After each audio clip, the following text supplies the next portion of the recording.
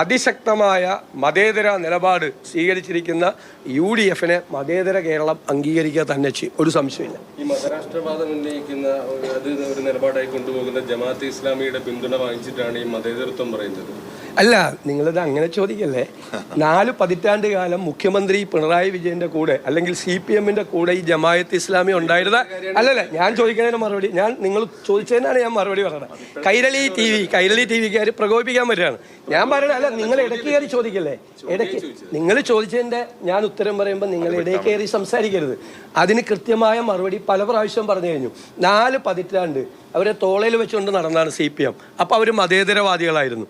2019 മുതൽ അവരുണ്ടാക്കിയ welfare party ഞങ്ങൾക്ക് പിന്തുണ കൊടുത്തപ്പോൾ എങ്ങനെ വർഗീയവാദിയായി അവർ? ഞാൻ പറയണ കേക്ക്, നിങ്ങൾ ബഹളം ഉണ്ടാക്കിയല്ലേ. നിങ്ങൾ മനഃപൂർവ്വം കൈരളിയും ദേശാഭിമാനിയും എൻ്റെ ബൈറ്റ് അലങ്കോലപ്പെടുത്താൻ വന്നാൽ ഞാൻ പ്രകോപിതനാവില്ല.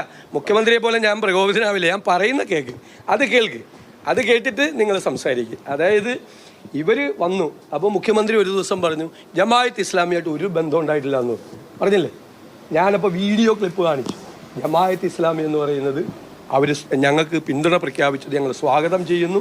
അവർ നല്ല സംഘടനയാണ്, അവർ മതേതര നിലപാടുള്ള സംഘടനയാണെന്ന് പറഞ്ഞു. ഞാൻ വീഡിയോ ക്ലിപ്പ് കാണിച്ചപ്പോൾ അപ്പോൾ ജമാഅത്ത് ഇസ്ലാമിയായിട്ടൊരു ബന്ധമില്ല എന്നുള്ളത് മുഖ്യമന്ത്രി പിൻവലിച്ചു. അദ്ദേഹം പിന്നെ പറഞ്ഞു RSS-ഉമായിട്ട് ഒരു ബന്ധം ഒരു കാലത്തും ഉണ്ടായില്ലെന്ന്. അപ്പോൾ അദ്ദേഹത്തിൻ്റെ തന്നെ ജോണി ലൂക്കോസ് മനോരമയുടെ അദ്ദേഹം നടത്തിയിട്ടുള്ള ഇൻ്റർവ്യൂവിൽ RSS-ഉമായി ചില കാലത്ത് ബന്ധപ്പെട്ടിട്ടുണ്ട്, ചില കാലത്ത് ബന്ധപ്പെട്ടിട്ടില്ല. അതാണ് അവസരവാദം എന്ന് പറയുന്നത്. ഇത് രണ്ടും ഞങ്ങൾ തെളിവുകൾ സഹിതം ഞങ്ങൾ കൊണ്ടുവന്ന് മുഖ്യമന്ത്രിയുടെ മതേതരവാദം ഞങ്ങൾ പൊളിച്ചതാണ്. 4 പതിറ്റാണ്ട് ഇവരെ ചുമന്നുകൊണ്ട് നടന്ന. ഇനി ലീഗ് മതേതരവാദി ആയിരുന്നു, ലീഗ് LDF-ലേക്ക് വരില്ല എന്ന് പാണക്കാട് തങ്ങൾ കൃത്യമായി പ്രഖ്യാപിച്ചതിൻ്റെ പിറ്റേ ദിവസം മുതൽ ലീഗ് വർഗീയവാദിയായി.